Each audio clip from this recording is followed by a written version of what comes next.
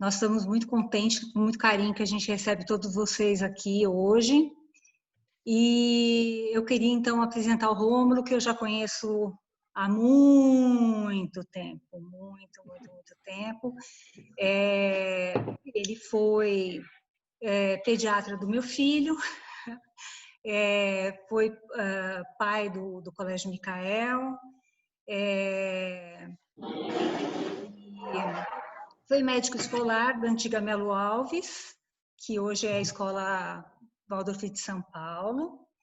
E a gente está super contente de te receber aqui, Rômulo. É assim um presente muito grande de você estar aqui essa noite com a gente, com esse tema que a gente está tão carente aí de coisas para aquecer o coração. Seja muito bem-vindo, viu? Bom, boa noite.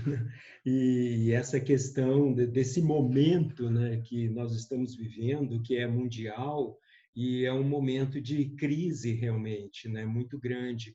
E sempre, quando eu penso nessas crises, eu sempre lembro de uma ideia, né, que crise, no chinês, a palavra é composta por dois ideogramas, que um significa perigo e o outro significa oportunidade, né?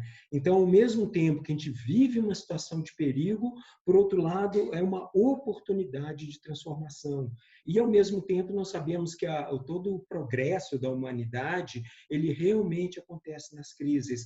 E não só o progresso da humanidade, mas o progresso individual também, né? Sempre em situações de crise que a gente acaba usando recursos que normalmente nós não usaríamos, né?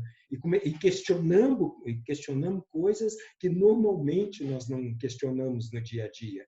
Então, a crise sempre tem sempre oferece uma oportunidade muito especial nesse sentido. E a nossa ideia, né, quando eu fui convidado para fazer essa palestra, vamos dizer assim, a primeira instância, o foco era justamente na criança, né? na questão do primeiro setênio, em especial, que surgiu, até mesmo porque é fundamental numa situação dessas, né, que a criança seja bastante protegida, porque a criança ela tem que viver, o mundo é bom e o mundo está aqui para te proteger. E numa situação que a gente está confinado, que muda completamente os ritmos, a criança não vai mais na escola, ou todo mundo usando máscara, né? Então, o que está acontecendo, né? E nós próprios, né, numa energia muito forte do medo, da insegurança, do que vai acontecer, inseguranças em vários níveis. E a criança, na verdade, ela não entende exatamente a linguagem, mas o que ela observa? O nosso gestual. E o gestual desse momento não é um gestual tranquilo, pelo contrário, é um gestual que está ligado ao medo, que está ligado às inseguranças, né? Que está ligado a esse campo, né? E o título da palestra, a questão do ritmo, né? E é exatamente no ritmo que a criança vive. E é o ritmo que traz segurança para a criança pequena. E é muito interessante, né, que isso é bem conhecido na escola Waldorf, quando a criança, no jardim da infância, principalmente, né, embora isso permaneça nos outros anos, o ritmo que é feito, ele é exatamente o mesmo todos os dias. A criança chega, aí tem uma atividade, e na sequência, a atividade seguinte, e aí, vamos dizer assim, no final, quando todas as atividades terminaram, ela vai para o parquinho, vai ficar esperando na areia, e aí a mãe chega, e ela vai embora. E ela marca o ritmo, ela sabe o tempo pelo ritmo. Ela não tem noção de horas. Não adianta você falar para uma criança que está chorando que a mãe foi embora, que daqui a 4 horas a mãe dela volta para pegá-la. 4 horas, ela não tem... Isso não existe para uma criança pequena. E quando eu falo criança pequena, isso vai até 6, 7 anos de idade, né? Porque ela vivencia o tempo na sequência, no ritmo. E é isso que traz para ela segurança. um exemplo bem simples, se logo que a mãe deixou a criança na escola, se a gente inverter os ritmos e, por exemplo, a gente colocar já no parquinho para brincar com areia, né? O que acontece? Daqui a pouco as crianças estão esperando a mãe chegar, embora, né, ela está ali a meia hora. Né? E como a mãe não vai chegar, ela vai começar a chorar. Alguma coisa está errada, porque quando eu estava aqui brincando na areia, logo em seguida a minha mãe chega para me buscar. Né? Então, o quanto o ritmo é fundamental para a criança pequena. E, ao mesmo tempo, essa questão da criança não pensar ainda, e ela vive na total presença. A criança vive na pura vontade, no puro desejo, e ela vivencia justamente o mundo na total presença. E essa presença é fundamental para a criança. Ela é que trabalha essa questão maior do mundo é bom. Né? O Steiner, ele coloca uma imagem, né, que eu sempre pego essa metáfora, que na verdade isso é de uma apostila do Gerardo, né, o Gerardo Antonorsi Blanco, que ele coloca uma imagem muito especial, baseada em todo esse trabalho pedagógico. Né? A criança pequena, como ela não pensa, tudo que ela faz, ela está na total presença, ela está no puro desejo. Né? E, com isso, a relação dela com o desejo é completamente diferente de um adulto. Eu, como um adulto, tenho um desejo, estou com sede. Eu tomo um copo d'água e nem lembro praticamente que eu tomei o copo d'água, escrevendo um e-mail, falando com o paciente, simplesmente houve uma satisfação do desejo e morreu ali. Eu estava com sede, um desejo, e morreu com um copo d'água. Pega uma criança de 3, 4 anos de idade que está com sede e dá um copo d'água para a criança. A criança começa, que água limpinha, que água fresquinha, que água geladinha, que água gostosa. Né? Porque o que está acontecendo? Como a criança não está pensando, ela está na pura satisfação do desejo. Né? Ela está totalmente inteira no desejo. A criança ela tem uma satisfação pela satisfação do desejo. E essa satisfação pela satisfação do desejo, pega essa questão. Uma criança entra em êxtase com um copo d'água. É uma história bem especial. Essa satisfação pela satisfação do desejo é que traz para a criança uma plenitude. Ela se sente plena com um copo d'água. Né? Inclusive, a filosofia grega é bem clara nisso. Quem não se satisfaz com pouco, não se satisfaz com nada. Né? E a criança tem uma enorme satisfação com um copo d'água. E essa satisfação pela satisfação do desejo que traz a plenitude, e a plenitude é que é a base do mundo é bom. Né? Esse mundo é muito bom, porque eu tenho desejo. Todo desejo é satisfeito. E eu tenho uma enorme satisfação, né, com esse desejo. Que mundo bom! Né? Agora, isso depende da presença. Né?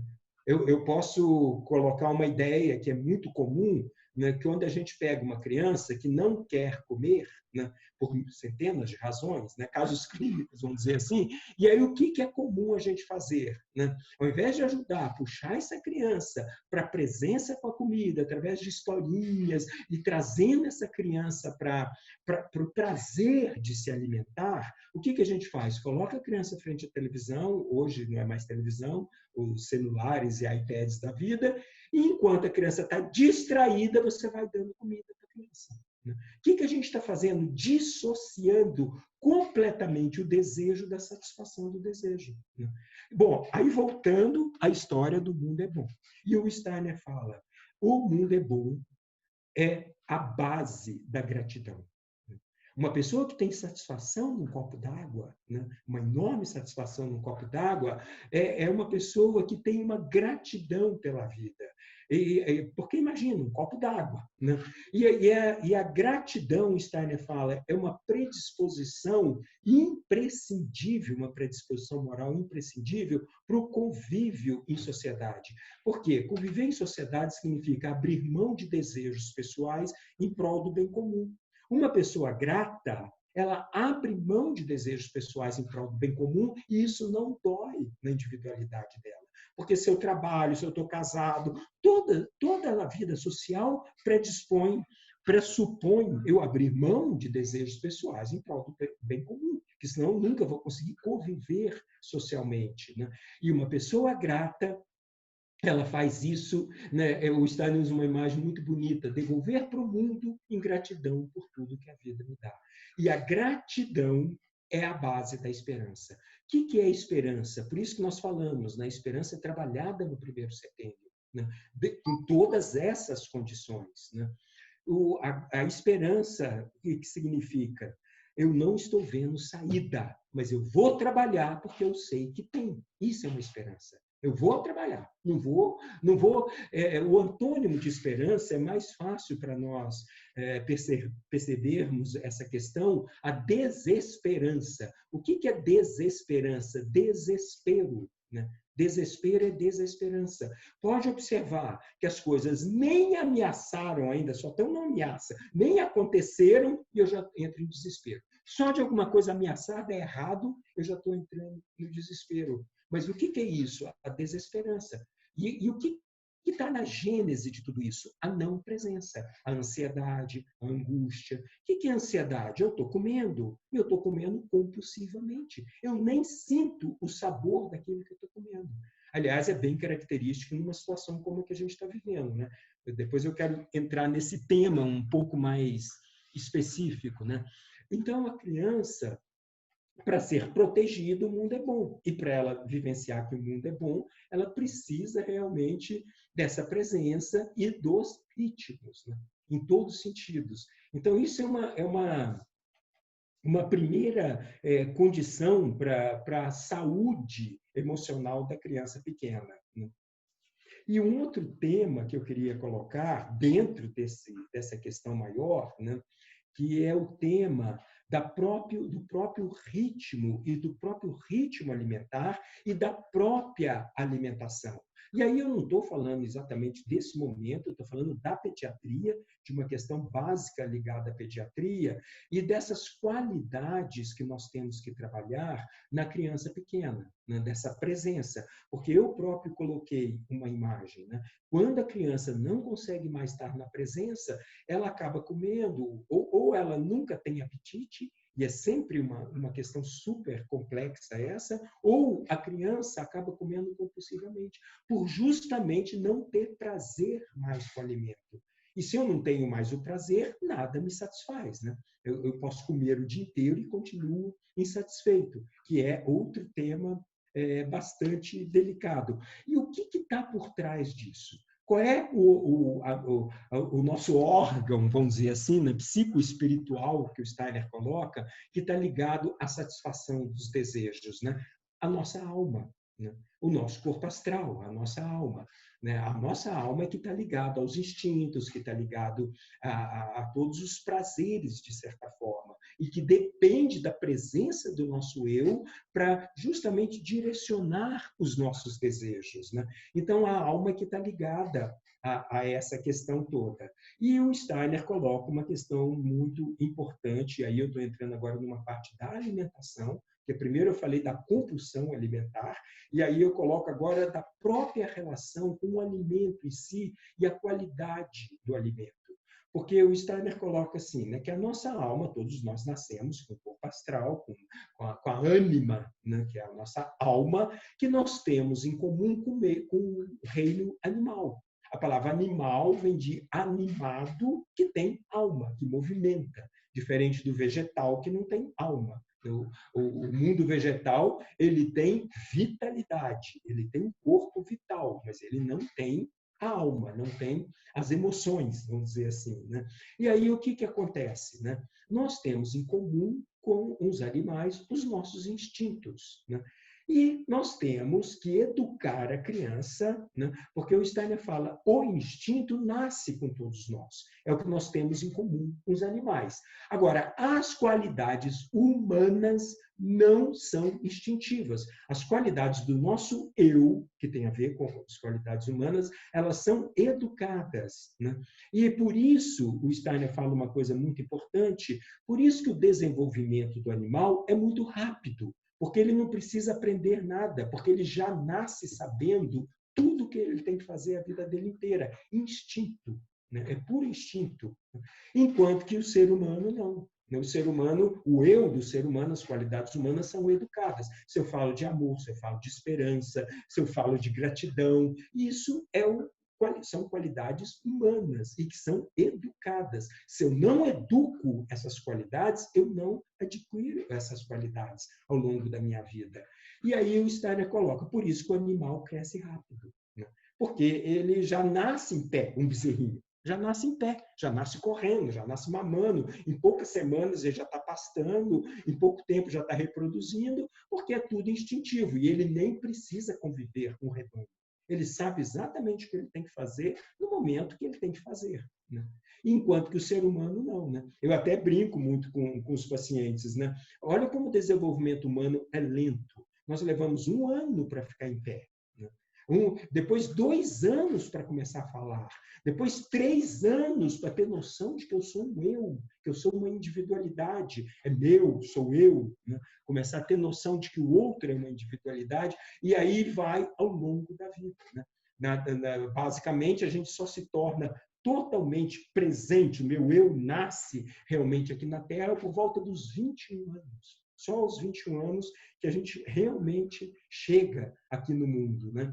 E aí, o que acontece? Se nós... Tá tranquilo? Tá. Então, o que acontece, né? Se nós alimentarmos a criança com muita proteína, né? Que a proteína, qual é a história? Ela promove um crescimento rápido.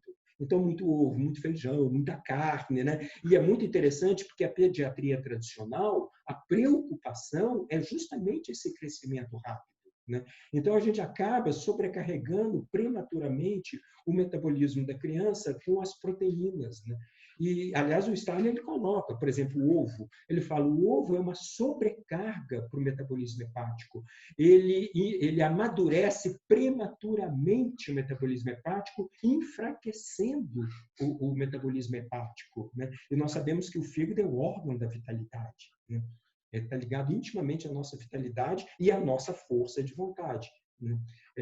E aí, quando eu uso muito a proteína, além de sobrecarregar, ele usa um termo amadurecer precocemente o nosso metabolismo, a criança cresce muito rápido. Uma criança amamentada pelo leite de vaca, ela cresce mais rapidamente do que uma criança amamentada pelo leite materno, que tem muito menos proteína, né?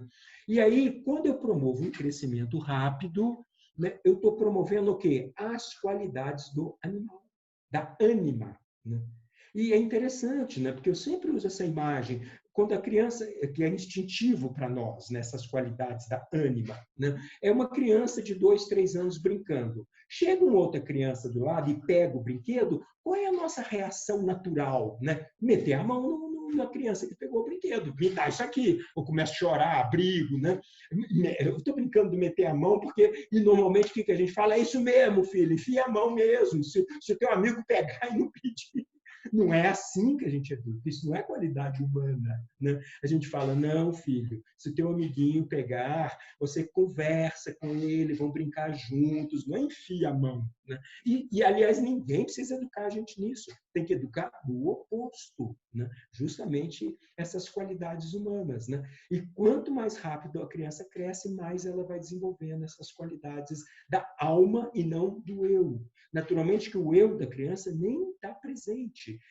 De onde vem o eu da criança? Os educadores, os pais, os professores. Eles é que vão fazendo esse papel ao longo de todo esse período da vida da criança, né? Lógico, cada vez mais no desenvolvimento e tudo mais, né? Até que aos 21, o nosso eu chega aqui na Terra, na nossa individualidade terrena, vamos dizer, nossa maturidade terrena, né?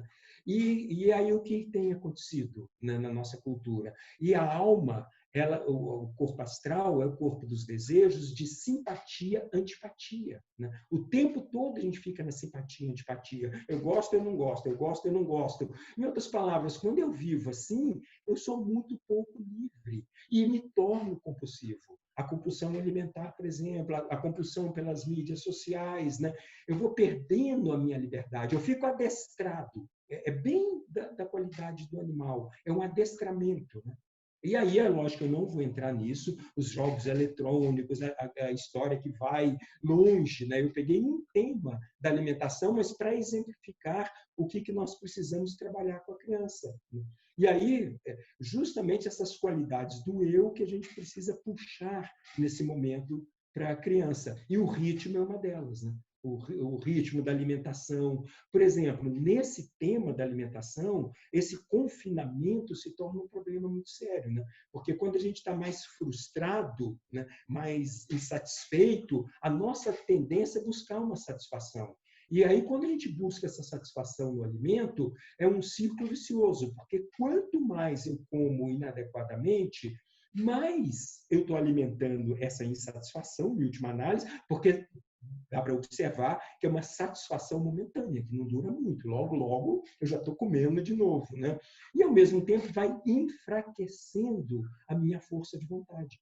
Porque o fígado e o metabolismo é onde a nossa vontade acontece. Se eu estou sobrecarregando o meu aparelho digestivo, isso leva a um enfraquecimento da minha força de vontade. Quanto menor a minha força de vontade, ou seja, o meu eu não consegue ter as rédeas sobre a minha alma. E é o meu eu que tem que direcionar. E quanto mais enfraquecida a nossa força de vontade, mais dificuldades eu tenho para direcionar justamente essas compulsões. Eu vou usar a palavra compulsão, né? E aí mais eu como, mais eu enfraqueço, é uma bola de neve, né? Sem falar que eu começo a ganhar peso, começo a ficar insatisfeito. E tem um assunto muito interessante, que é muito delicado, que a gente deveria, por exemplo, ter 4 refeições por dia. Porque, normalmente, quando eu estou trabalhando, estou no meu ritmo de vida, mais ou menos a gente acaba fazendo isso, né? Agora, confinado em casa é muito mais difícil, né? Que pelo menos tem sido uma queixa bem comum dos meus pacientes nesse momento, né? E aí é mais difícil, mais delicado, e a gente perde essa questão do ritmo. E é lógico, enfraquecendo a nossa vontade, por um lado, a gente tem mais dificuldade ainda para lidar com as frustrações. E nós não só estamos frustrados, e ao mesmo tempo nós estamos também inseguros e com medo do futuro. E a nossa esperança e a nossa vontade que nos liga ao futuro. Tudo que eu quero está lá na frente, né? O querer sempre me leva para o futuro. Se eu estou com fome, não adianta eu lembrar que eu comi algo ontem, né? Eu tenho que comer de novo. Necessariamente é o futuro. E justamente isso é o que mais é necessário nesse momento. Uma confiança no futuro. E não uma apreensão do futuro. Então, eu peguei um tema, né, na criança, naturalmente, e no adulto também, né, que esse tema, por exemplo, já se torna um processo que dificulta tremendamente esse momento. Em outras palavras, a trabalharmos de uma forma mais consciente essa crise que nós estamos vivendo, né? Como aproveitar esse momento justamente para a nossa criatividade. E o que significa uma criatividade? A criatividade é uma capacidade de aprender o novo, de fazer coisas de formas diferentes. Naturalmente, fazer coisas de uma forma diferente, ser criativo, exige muito mais da nossa força de vontade. É muito mais fácil eu fazer aquilo que eu já sei que funciona, aquilo que eu já conheço, aquilo que eu já estou acostumado. Toda vez que eu me lanço a fazer algo completamente diferente, né, exige muito mais força de vontade. Se a minha vontade está enfraquecida, a minha criatividade, que é o que mais eu preciso agora, porque o antigo não é possível, né? E, aliás, o que está todo mundo colocando, todo mundo, eu me refiro, todos os sociólogos, todas as pessoas pensantes estão dizendo justamente nós aproveitarmos essa grande crise que a humanidade entrou para rever os nossos valores, rever os nossos ideais, né? Rever realmente a nossa vida. Ou seja, o novo.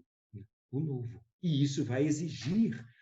O Steiner ele coloca, mudar um hábito é uma das coisas mais difíceis que nós fazemos na nossa vida e exige uma tremenda vitalidade, porque o hábito ele está ligado ao nosso corpo vital, ao que nós chamamos do corpo etérico, né? É exatamente o corpo dos hábitos. Por isso que mudar um hábito é tão difícil, porque ele está num nível muito subconsciente. E por isso que a gente fala, olha, quando eu quero mudar um hábito, no mínimo um mês, para começar a dizer que a gente mudou um hábito, no mínimo 28 dias, no mínimo. E mesmo assim, como é fácil a gente voltar aos hábitos antigos, né? Porque exige essa força de vontade do nosso eu que depende dessa própria vitalidade, né?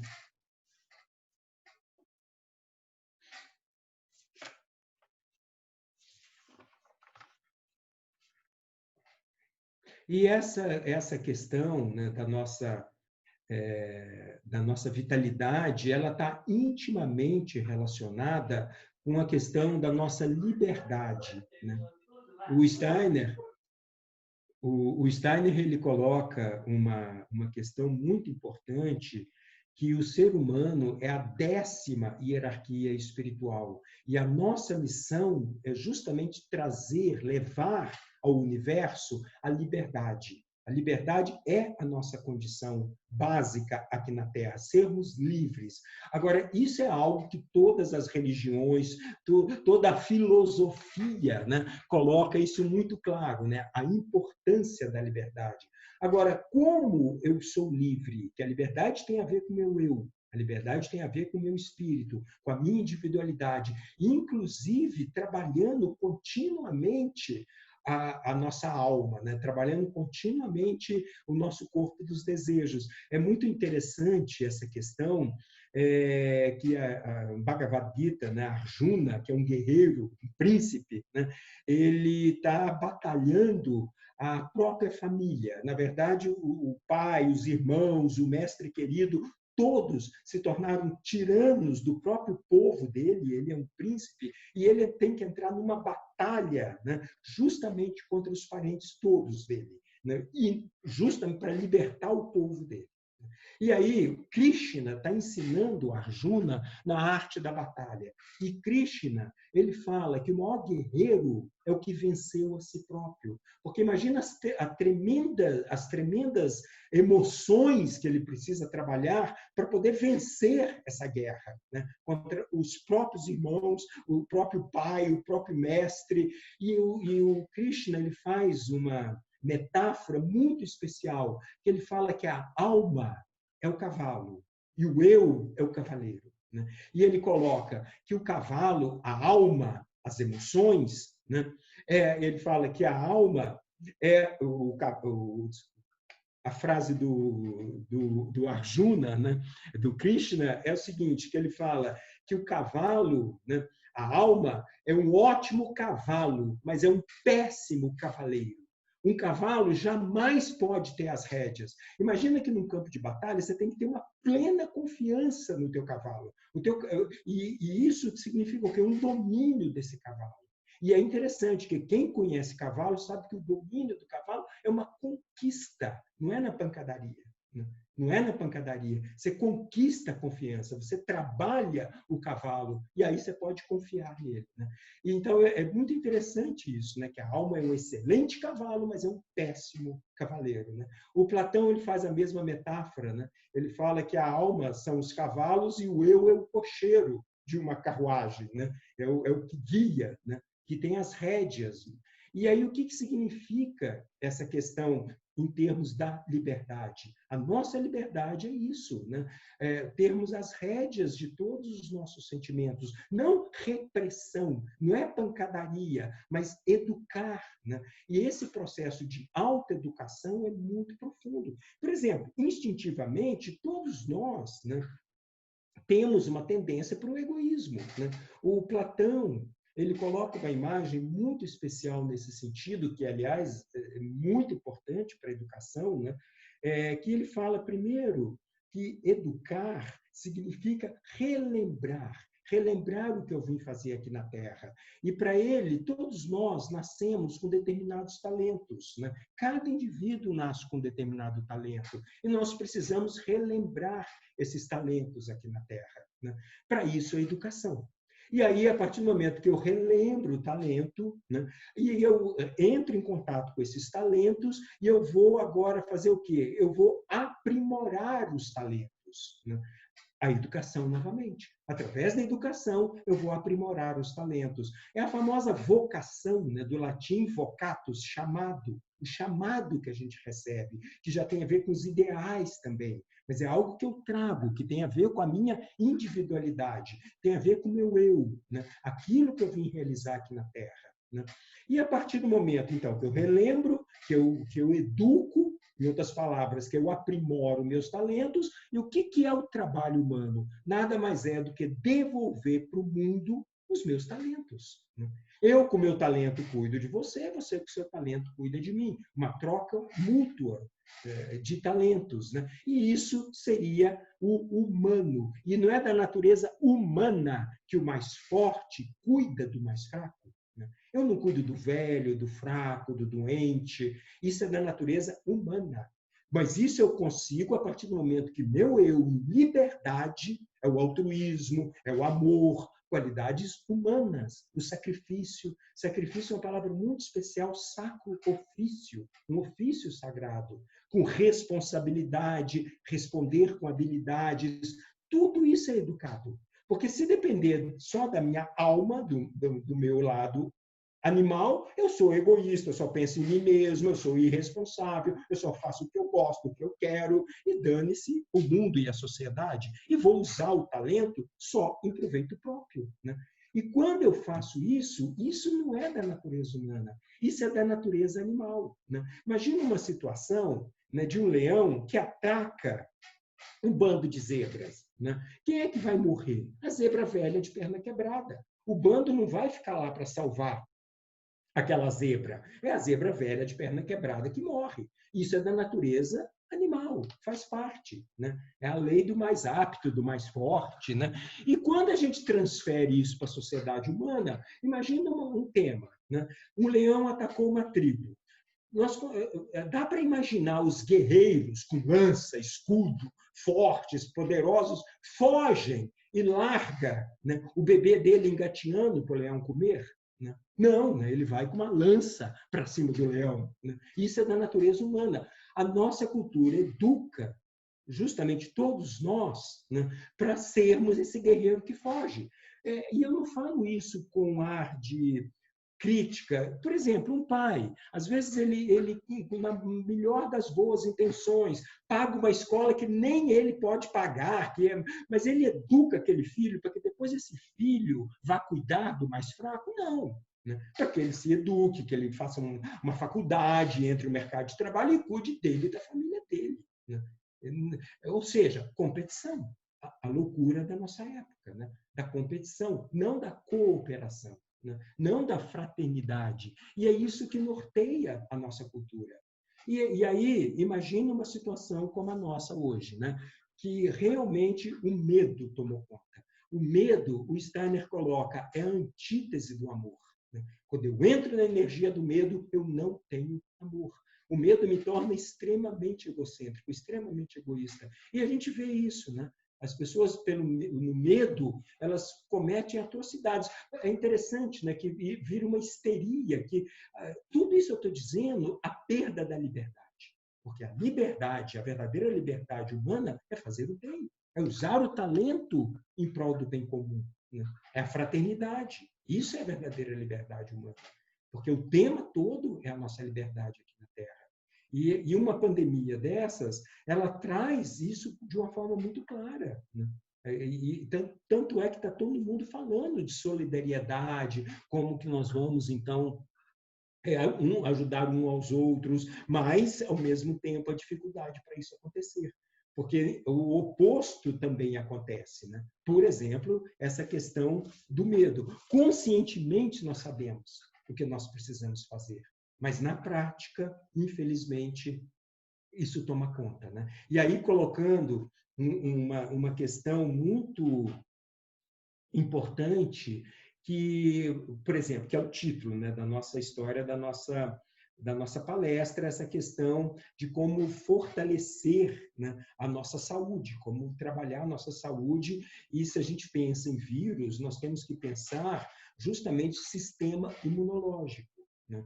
E o sistema imunológico, isso é uma história muito importante. O que é o sistema imunológico? Ele é que nos defende contra tudo que não é próprio do nosso corpo. Seja um veneno que entra no nosso corpo, provoca uma reação alérgica, uma abelha que picou minha pele vai provocar uma reação alérgica, um veneno que está ali. O que é alergia? É o sistema imunológico atacando esse veneno. E se entra um vírus no nosso sistema imunológico, o sistema imunológico vai lá, detecta e destrói.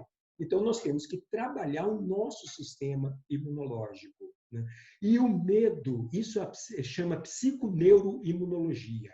A psiconeuroimunologia, ela sabe que existe um tipo de estresse que é extremamente positivo e outros que são negativos. E os negativos enfraquecem, não só enfraquece o sistema imunológico na defesa contra os vírus, como enfraquece, desequilibrando o sistema imunológico e criando as famosas doenças autoimunes, as alergias, os reumatismos, né, que são todas doenças autoimunes. E isso tem muito a ver com o sistema imunológico quando eu estou, né, no oposto do que eu deveria estar realizando.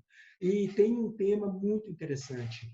Quanto maior é o altruísmo na alma, quanto mais amor, quanto mais corajoso eu sou, quanto mais fraterno eu sou, quanto mais altruísta eu sou nas minhas atitudes no mundo, mais egoísta é o meu sistema imunológico, mais egoísta é a minha biologia. Ou seja, o meu sistema imunológico se fortalece contra os vírus e bactérias, né? E o meu sistema imunológico fica bem. Quanto mais egoísta eu sou na alma, quanto mais eu me preocupo comigo mesmo e dane-se o outro, estou exagerando essas palavras, né? Mais altruísta se torna o meu sistema imunológico, mais ele se abre para o mundo.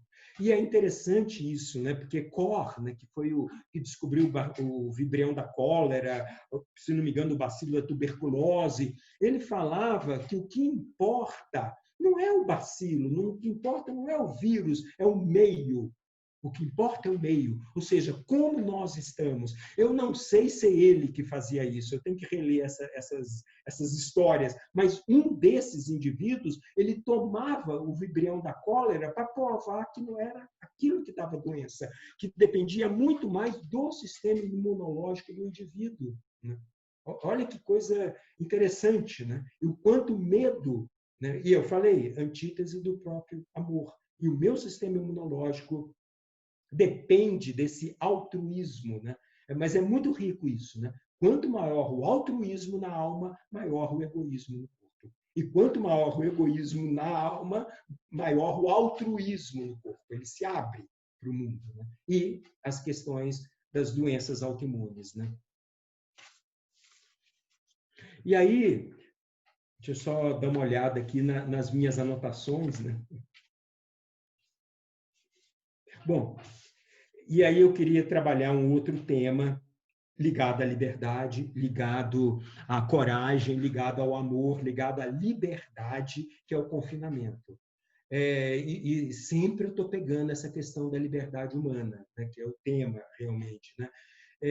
Tem um grande cientista, Conrado Lorenz, um etologista, ele é conhecido como o pai da etologia. Etologia é o estudo do comportamento animal aplicado ao ser humano, né? E ele escreveu um livro chamado Os 8 Erros Capitais da Civilização Humana. E num desses capítulos, né, do livro, ele fala justamente do problema da superpopulação, né, que nós vivemos. E, ao mesmo tempo, a superpopulação e o que representa isso, né? Essa superpopulação para a alma humana. E aí eles fazem as experiências com os camundongos. Quando a gente coloca os camundongos, muitos camundongos, num espaço pequeno, o que começa a acontecer, né? canibalismo, né? Ele fala, os pais comendo os próprios filhos, começa uma briga tremenda, todos começam a se matar. É interessante, se eles estão espalhados, não. Se eles estão espalhados, eles são animais mamíferos, gregários, né? Mas eles dependem de espaço. Quando são confinados em pequenos espaços, eles se tornam verdadeiros canibais, vamos dizer assim, né? E é exatamente, então, que o meu eu tem que ser muito forte. Porque quando eu estou confinado num pequeno espaço, essas forças da alma, da ânima, afloram com muito mais intensidade, né? Isso a gente sabe, quando a gente convive muito tempo com uma pessoa, o que começa a acontecer, né, por trás desse convívio? Justamente o que começa a me incomodar no outro? As manias dele. Né? Aquelas pequenas manias, aquilo que no dia a dia dispersa, né? É só um tema interessante. Né? Na China, quando acabou o problema lá do coronavírus, né, na China, nunca aquela região de Wuhan nunca houve um número tão grande de divórcios. Né? E só naquela região, principalmente, que ficaram confinados. Né? Em outras palavras, o que aconteceu nesse momento? Primeiro, que nós éramos estranhos, né? Trabalhamos o dia inteiro, chega à noite em casa cansados, quase não havia convívio, mas com certeza tem um outro lado que aflorou com muita clareza. É o famoso sósia, o sombra, que é um lado da nossa alma não trabalhado, né, que se manifesta principalmente nos convívios mais íntimos, né? Justamente nas relações mais íntimas que eles surgem. Né? E é justamente aí que a natureza humana precisa acontecer. Né? E é interessante, né? Porque o Steiner, aí o tema é longo, né? Se a gente começar a falar dos sósias, de sombras, mas ele fala, principalmente esses sósias, eles têm a ver, primeiro, né, justamente com o nosso pensamento extremamente materialista. E esses pensamentos materialistas, eles não são incorporados adequadamente pelo mundo espiritual e eles ficam como se fossem verdadeiros sósias e sombras na nossa alma. Né? É uma complexidade maior, mas a ideia é essa. Né? E esse sombra atua justamente nas relações mais íntimas. Né? Justamente aquela mania, a forma como o outro deixa a toalha no banheiro, como ele nunca fecha a pasta de dente, aquilo que vai pegando e que no final começa a criar. Né? E quanto mais eu aponto, quanto mais eu chamo a atenção do outro para isso, pior fica. Parece que ele está fazendo de propósito, e não é. Porque é algo que é inconsciente. Né? E é uma história muito delicada, porque o Steiner fala, né? Pelo menos o Leverhulme fala, que na verdade eu li isso no livro do Leverhulme, ele fala assim, o único jeito de dissolver esse sombra é justamente olhar para esse sombra como a cruz que o outro carrega e não ficar apontando. Né? E ele fala, aí eu tenho que fazer o trabalho muito profundo, que haja eu, né? Aí tem a ver com a presença, tem a ver com o meu eu, porque se depender da minha alma, acaba a relação. Simpatia e antipatia. Se depender da ânima, né, é o eu que toma as rédeas numa situação dessa. Aí ele fala que, nesse sentido, eu tenho que trabalhar a fidelidade. O que é fidelidade? Eu manter vivo no meu coração o que o outro tem de bom. Né? A pessoa genial pela qual me apaixonei, pelo eu brilhante do outro, por todas as qualidades. Não deixe esse lado que todos nós temos, ninguém é perfeito, todos nós temos. Quanto mais eu consigo trabalhar o eu brilhante do outro, mais eu diluo esse sombra. Né? E a pior coisa para quem é julgado pelo sombra é uma mágoa muito profunda, porque eu tenho muitas qualidades, mas a pessoa só enxerga o meu defeito. Né? E vice-versa, porque um aponta o outro o tempo todo. Não precisa nem dizer. Porque aí começa uma briga de sombras com sombras. Né? O sombra com sombra. É interessante que tem um psiquiatra, né? Ele é junguiano, ele é bem conhecido, né? Ele escreveu um livro chamado Os Parceiros Invisíveis, né? Que ele fala desses sósias, né? E ele fala assim, né? Que uma relação, a gente vai saber se uma relação realmente, depois da paixão, que você começa a conviver com a pessoa, se a relação realmente tem futuro, a primeira ida do casal ao supermercado. que aí já começa. Já começa a aparecer as manias, já começa, e aí que começa todo o trabalho, né? Agora, haja força de vontade, haja amor, que é do eu, né? Que é se eu deixar as antipatias acontecerem, a relação acaba. E a outra espécie de sósia que aparece, que o Steiner trabalha muito, são seres espirituais que não são mais reconhecidos por trás da natureza. E aí, se a gente pensa no que a gente faz com a natureza, o Steiner fala que a coisa que mais deixa os seres espirituais na natureza totalmente passados e eles se tornam sósias, sombras na nossa alma, é quando eu olho a terra como valor material. Porque a terra é o agricultor antigo, né? A gratidão que o agricultor tinha pela terra como algo sagrado, né? A gratidão pela terra que esses frutos nos fornece, nos oferece. E isso é o respeito pela terra, né? E não como valor econômico, não como valor econômico. E isso está na gênese da própria fraternidade, né? A fraternidade ela depende da nossa vitalidade, né? Tenta ser fraterno, cansado, com sono e com fome, né? Aliás, eu sempre brinco com meus pacientes, nunca vá discutir a relação cansado, com sono e com fome. Não vai funcionar. Você vai acabar com... Você vai piorar o problema. Come, dorme, no dia seguinte você discute, né? Porque eu brinco, cansado, com sono, com fome, você quer pular no pescoço do outro. E aí a fraternidade depende da nossa vitalidade, do nosso corpo etérico. O corpo etérico é o corpo do amor, o Steiner coloca, né? Ele está ligado ao amor, né? E aí, essa questão da vitalidade da Terra, né? E essa relação com a Terra. E olha o que nós estamos fazendo com a Terra. O Brasil, então, nem se fala, né? É o mundo inteiro, eu não vou ficar só culpando. Agora, o fato que nós éramos conhecidos como um povo fraterno. Nós tínhamos uma fama, de certa forma, de fraternidade. Ainda temos, mas essa fraternidade, amor de irmãos, né?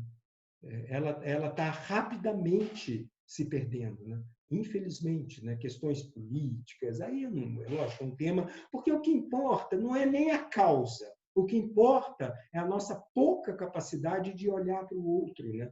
E realmente observar o lado realmente brilhante do outro. A gente está sempre na antipatia, né? Bem falta da liberdade, né? E a dificuldade de olhar o ponto de vista do outro, a perspectiva do outro, né? Aliás, tem uma autora, né, aquela autora belga, né, que escreveu aquele livro que é Ser Moderno, né, que ela fala muito da modernidade. Ela coloca tudo que é exclusivo é inerente ao mal e tudo que é inclusivo é inerente ao bem, né? E olha o termo. Quando eu li, eu falei assim, meu Deus, exclusivo é tudo que a gente quer ser. Meu carro é exclusivo, minha roupa é exclusiva, sei lá o que mais é exclusivo. Eu nunca tinha pensado que a palavra exclusivo, de tanto que a propaganda martela na cabeça da gente que a gente tem que ser VIP, tem que ser exclusivo, que isso se torna uma qualidade, isso se torna algo bom, né? Não, isso é exclusão. Quando você é exclusivo, você excluiu, né, alguém da história toda, né? E justamente tudo que é inerente ao bem, né, é inclusivo. A inclusão que é inerente ao bem, né? Então isso já mostra claro todo esse tema que eu estou falando do amor, da fraternidade, o medo, toda essa questão que nós estamos vivendo e tudo isso ligado a essa pandemia, né? E, de novo, a questão da liberdade humana nesse aspecto, né? E é muito interessante, né, que a questão da liberdade, o quão pouco livre nós somos, né? Um exemplo que eu lembro também de uma palestra é que um economista, Udo Hammerstrom, ele estava falando do quão pouco livre nós somos no supermercado. Porque isso nós sabemos, quem trabalha com propaganda conhece muito bem isso, praticamente 80% ou mais, eu já li várias estatísticas, ou mais do que eu compro em supermercado, eu não quero. É uma imposição da propaganda, né? Por exemplo, toda a indústria alimentícia, né? A indústria alimentícia nem deveria existir. ela nem deveria existir.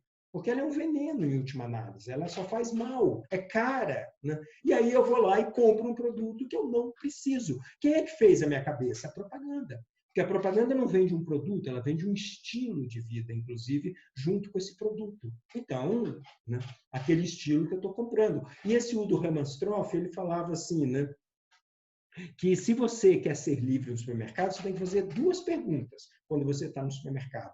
Primeiro, quando você pega um produto, eu preciso desse produto? Porque se eu estou comprando um produto e eu não preciso dele, e com certeza eu não preciso de um refrigerante. Né? Eu não preciso. Aquilo faz mal para a minha saúde, aquilo não é bom para a minha saúde. Né? Então, eu não preciso. Né? E aí, ele fala, uma outra pergunta eu tenho que fazer. Esse produto vale o preço que está sendo cobrado? Porque se eu compro, vamos pegar um exemplo, você compra uma batata frita, né?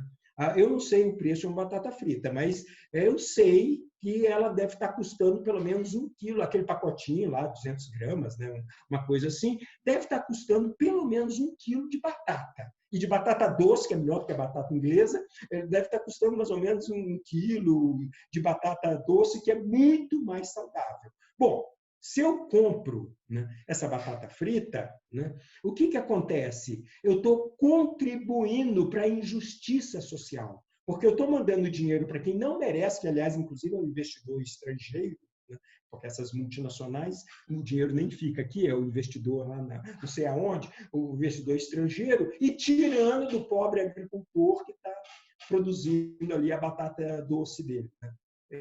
E aí eu não estou sendo livre. Isso não é que se a gente levar essa questão da liberdade para um ponto, sempre eu falo isso no sentido da autoeducação e do trabalho constante que representa, mas eu sempre penso, né, na ideia básica do romantismo, né, o romantismo alemão, do bom, belo e verdadeiro. Se uma ação, se um produto, qualquer coisa que eu faça na vida, né, que eu faço na vida, precisaria passar pelo crivo tudo que eu digo. Imagina a quantidade de bobagem que a gente fala. E a gente fala, faz parte. Mas o quão pouco livre a gente é no final das contas. Né? Eles falam assim, tudo deveria passar pelo crivo, se é bom, se é belo, se é verdadeiro. Se não é bom, não é belo e não é verdadeiro, nem deveria existir. Então, eu pego um exemplo, eu vou pegar um refrigerante, né, como exemplo, e uma maçã. Né? Essa maçã é bela? A maçã é bela. Aliás, é lindo. Né? Uma verdura, um legume, uma fruta. Como é bonito, uma alface. Pega a textura de uma alface. É uma obra de arte. Você faz uma macro daquela folha, é um quadro de uma expressividade absurda. Uma borboleta. Bom, volta para a maçã. É lindo, é belo. Agora, o refrigerante não é belo. Né? Por mais que eles tentem maquiar a coisa, não é bela. Né?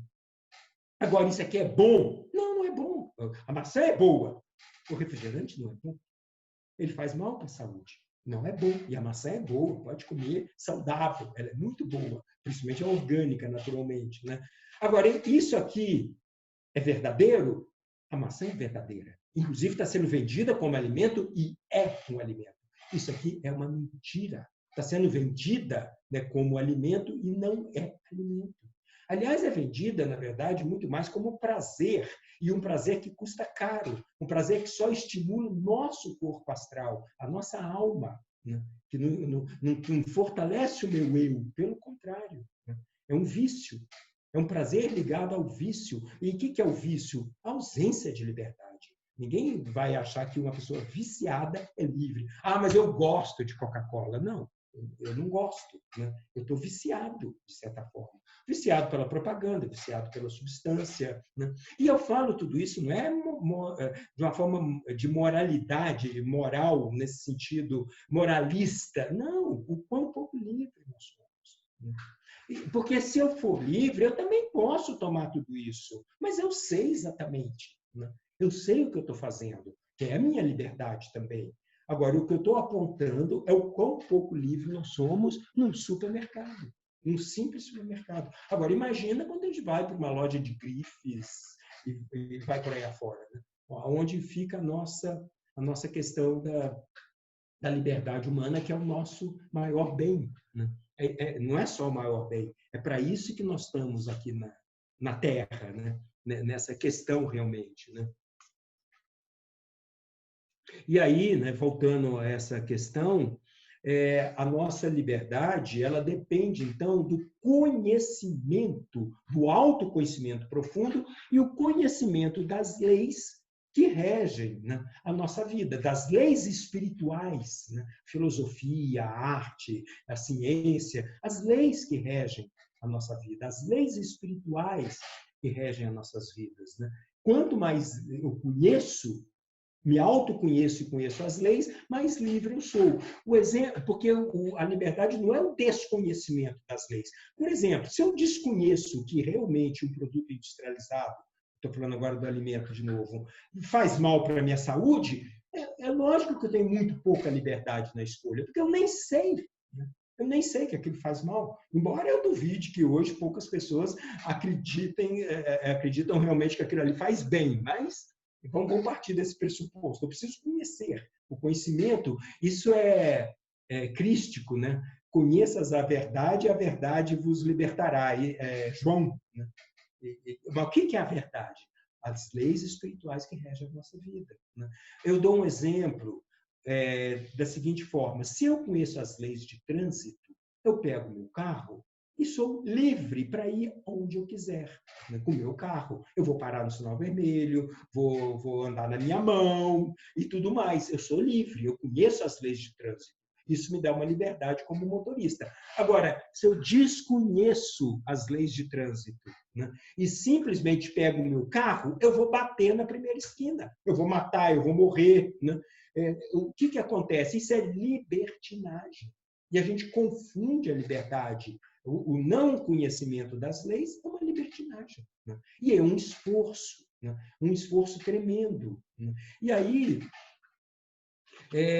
essa questão ela se torna muito importante nesse momento, porque, voltando a essa questão agora do confinamento, né, que a gente está vivendo, né? E tudo isso em jogo, todas essas questões em jogo, né? O que nós precisamos, então, trabalhar num confinamento como esse? Aprofundar a nossa vida. Né? Realmente conseguir estar numa conexão interna muito grande. E, infelizmente, olhem o que acontece com o que está acontecendo, inclusive o que nós estamos fazendo aqui agora. Tem lados positivos, mas, no geral, as mídias eletrônicas é que tomam conta. Primeiro, a gente fica conectado 24 horas por dia e principalmente aos problemas que estão acontecendo, ao medo, né? As mortes, o que vai acontecer, a economia, o que os políticos estão aprontando enquanto a gente está na energia do medo. É o caos, né? Fica o tempo todo nas mídias. E as mídias eletrônicas é um dos maiores inimigos da nossa liberdade, porque a mídia eletrônica e é a mídia em si, não é o conteúdo dela, é a mídia. Aliás, quanto a isso, tem um trabalho muito especial que é de um americano, de um escritor americano, que ele fez uma pesquisa profunda sobre o quanto as mídias enfraquecem a nossa capacidade de concentração e de criatividade, que o trabalho chama Shallows, o livro dele, Superficiais. Né? Se entrar no site do professor Valdemar Setzer, na USP, no site dele na USP, ele fez um resumo do trabalho desse autor americano, que eu não me lembro o nome. Mas o livro é Shallows, né? Superficiais. E o que aconteceu com esse autor? Esse autor é um jornalista investigativo, desses que, antes de escrever um artigo, antes de escrever um tema, né, ele não fica dando notícias dos sensacionalistas, não, ele pega um tema e aprofunda. Né? Isso, um verdadeiro jornalista. Antes de escrever um artigo, ele lia, né, pelo menos assim, uns 10 livros sobre o assunto. Depois que ele leu uns 10 livros sobre o assunto, aí ele sentava para fazer um artigo sobre aquele tema. Né? Pesquisava esses autores investigativos, né, e profundos. E aí chegou um determinado ponto na vida dele, tá, não sei que idade, mas lá para os seus 60 anos, uma coisa assim, ele começou a perceber que a capacidade dele de concentração, isso é uma história antiga, né? É uma história que começou no início da computação, né? Logo no início da computação, do laptop e tudo mais, ainda mais jornalista, né? E ele começou a perceber que a capacidade de concentração e de leitura havia caído drasticamente. Por uma pessoa que era capaz de ler facilmente 2, 3 livros por semana, ele mal estava dando conta de 2 por mês, e mal e porcamente, ele conseguia ler 2 por mês, né? E aí ele falou, bom, estou ficando velho, né? Eu devo estar ficando esclerosado, sei lá o que é. E aí ele começa a conversar com os amigos dele, jornalistas, a mesma história, né? Todos estavam sentindo a mesma coisa, como a capacidade criativa e concentração estava nitidamente menor para todos eles. Então, falando, então não é velhice, né? Qual é o denominador comum de todos nós, né? Foi o momento que todos eles começaram a usar o computador como instrumento de trabalho, digitar, mandar os artigos para edição, aquela coisa toda, não usavam mais máquina de escrever e papapá, passaram a usar o computador. E ele entendeu que não é o conteúdo da internet, não é o conteúdo da mídia eletrônica que eu estou usando, mas é a mídia ela só, ela por si só. Ela nos torna superficiais. Inclusive, ele fala que a gente começa a ler uma página, você vai lendo em diagonal, né? No final, você não leu quase nada, você vai pegando as palavras principais, ler, mas você não aprofunda, você fica na superfície. Fora os links, fora a quantidade de links que te dispersam mais ainda. E aí o que acontece? É um conhecimento que você não trabalhou. É um conhecimento superficial, você começa a formar opiniões superficiais, porque você não teve tempo, não teve profundidade o suficiente para trabalhar. E a nossa cultura está cada vez mais superficial. A nossa capacidade de concentração e de leitura caiu absurdamente, né? É uma história que isso é conhecido. Bom, vide as crianças, né? Déficit de atenção, depressão, né? É uma história bem delicada. Crianças de 9 a 13 anos, em São Paulo, 1/5 estão com depressão. 1/5. Obesidade, sobrepeso, colesterol e deprimidas, 1/5. Isso é estatística da Folha de São Paulo junto com a Prefeitura de São Paulo, nas escolas, né? Foram feitas nas escolas. E é muito interessante, essa minha estatística já até está meio desatualizada. Quem quiser aprofundar isso é fácil, é só pegar o Muito Além do Peso, da Stella Renner, né, da Alana, Muito Além do Peso e Criança Alma do Negócio, que são documentários antigos, mas lá tem toda essa história, né? A luta contra a propaganda, contra o produto industrializado para criança pequena, né? Ou seja, proibir, não consegue. Não consegue. O mal que isso tudo representa, né? E aí, né, essa questão que nós estamos vivendo, shallows, né, superficiais. Em outras palavras, né, é muito importante a gente fazer um exercício, né, que é muito difícil, né, lógico, eu sei disso por experiência própria, é uma briga, é uma guerra, porque ao mesmo tempo é um instrumento de trabalho, mas fazer um exercício de não ficar conectado. Tem hoje nos Estados Unidos, hoje não, é antigo, né, eu esqueci a sigla em inglês, das pessoas viciadas em internet. As pessoas não conseguem, elas começam a ter tremores, é vício, dependência psicológica, química da mídia eletrônica. A pessoa não consegue ficar mais que 1 minuto, às vezes 15 segundos. Ela já começa a ter tremor, começa a ter suor frio. Igual a abstinência de droga ou de álcool, a pessoa sente. E tem grupos de autoajuda hoje nos Estados Unidos para ajudar essas pessoas a se libertarem do vício da internet, né? Então, a gente vê a que nível a história chega. Mas aí já virou uma patologia. E eu estou falando agora da superficialidade. Então, o que a gente tem que trabalhar, então, né? Primeiro, alimentação, igual eu falei.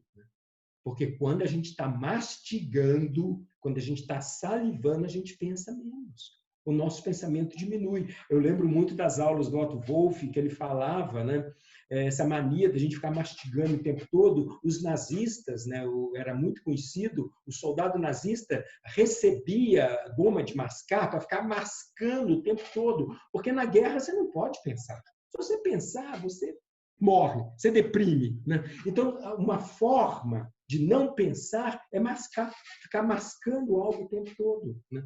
Aliás, quando a gente olha para uma adolescente, isso é coisa da minha época até, né? Que fica assistindo aula, mascando, parece uma vaca, né? Ruminando, eu brinco, né? O que a gente olha para o rosto dele, o que a gente pensa? Esse cara não está pensando nada. A cabeça dele está vazia. O próprio ato de estar mascando já dá uma sensação, né? Já mostra que a pessoa está com a cabeça vazia, que a concentração está caindo, né? Então, a primeira coisa é o hábito, né? Agora, a segunda coisa, a gente tem que trabalhar com o corpo. Por exemplo, trabalhar com as mãos, né? O quanto é fundamental, né? Vai desenhar, vai fazer um trabalho, vai fazer trabalho com madeira, sei lá, usa as mãos. Eu lembro de um congresso, né, que muitos de vocês estavam aqui, um congresso de pedagogia Waldorf, eu acho que, se não me engano, há uns 10 anos atrás, que veio aquele americano Dennis Closet, né? O Dennis Closet é um meteorologista, né? Ele tem um instituto na Califórnia de meditação e de meteorologia, que é um dos mais requisitados pela NASA, porque ele usa um método de observação guetianística do céu, né, para NASA, né? E é um dos que mais acerta. Mas um trabalho que ele fez com a gente foi genial sobre as mãos. Sobre as mãos, a importância de usar as mãos. É lógico que ele trouxe isso dentro de um trabalho pedagógico, dentro de um seminário, de um congresso pedagógico internacional, porque nos Estados Unidos já tem escolas que não ensinam mais a letra cursiva, porque não precisa. O computador você digita, e aliás agora já tem comando de voz, não precisa nem aprender digitação, não tem mais assinatura, é biometria, tudo agora é digital, é a íris, então para que aprender a ler e escrever? Não, ler ainda precisa, né? Talvez daqui a pouco nem ler mais, mas para que aprender a escrever? Não precisa, olha que loucura, olha que absurdo. O Steiner ele fala que o nosso anjo se deleita com o movimento das mãos, mas quando eu faço algo consciente, digitar, videogame, isso o anjo está distante. Tem que ser algo que é trabalhado, o escrever, manuscrito, né? Tanto é que o Dennis Closet deu um conselho que eu já conhecia do Emerson, Ralph Waldo Emerson. Ralph Waldo Emerson ele falava assim, que a única forma de eu entrar na obra de um escritor, um poeta americano do século XIX, é escrevendo, né? Eu tenho que escrever. Ele tem na biblioteca dele, quer dizer, no museu, né, da casa dele, que virou o museu, né? Ele tem toda a obra de Shakespeare manuscrita por ele. Ele fala, escrevendo eu entro na alma do autor. E o Dennis Closet fez muitos exercícios com a gente, com as mãos. Eu lembro que a gente escrevia qualquer coisa e a pessoa do lado estava observando as mãos. É impressionante como a gente sente o que a pessoa está sentindo, porque não é que ela está escrevendo, mas no movimento, né? E o anjo, ele fala, se delicia com o movimento das mãos, e ele se aproxima, ele se interessa. E o nosso anjo é que nos inspira, né? Quando eu ouvi essa história toda, eu lembrei daquele filme do Wim Wenders, né? Que é o Asas do Desejo, que o Gorbachev ele estava lá escrevendo a Glasnost, ia cair o muro de Berlim, e ele passando a mão na cabeça, nervoso, e amassando papel, que ele tinha que escrever um discurso que ia mudar o mundo, né? Acabar o muro de Berlim, acabar o regime soviético, né? Mudar o mundo completamente, né? E aí vem um anjo por trás dele, pega na mão dele e escreve junto o discurso. Igual um professor de primário, pega na mão do aluno, né? E juntos nós escrevemos, né? Então, a gente usar as mãos, né? Muito. Vai cozinhar, vai fazer coisas conscientes com as mãos. Não é vídeo, não é coisas automáticas, o anjo se afasta. E o automatismo, a gente não está na presença, né? Então, eu vejo essa questão dos shallows, né? E tudo que isso representa, né?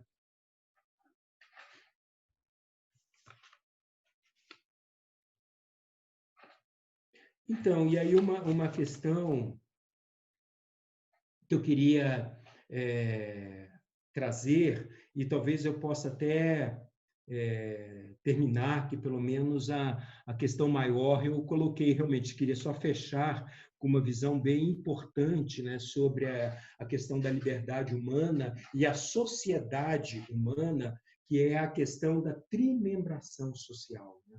Primeiro, aquela frase que o Steiner colocou, né? Que o maior inimigo, né? Ele fala assim, que o maior tirano, não é inimigo, ele falou, o maior tirano da humanidade, a partir da segunda metade do século XX, que todos os grandes tiranos desapareceriam. E é interessante que o Steiner falou isso lá em 1917, não sei exatamente a data, né? E ele previu que após a segunda metade do século XX, os tiranos acabariam. E acabaram. Hitler, Mussolini, sei lá mais quem, né? Stalin ainda foi até mais um pouco na frente, mas acabaram, né? E qual seria o grande tirano? Ele falou, o grande tirano seria a opinião pública. A opinião pública invadiria a nossa vida, nossos hábitos, nossos pensamentos, nossos sentimentos e tiraria completamente a nossa liberdade, né? A opinião pública seria o grande tirano. E o braço direito desse grande tirano seria a propaganda. A propaganda, o braço direito desse grande tirano, né? E aí, aquela história do quão pouco livre nós somos no supermercado, né?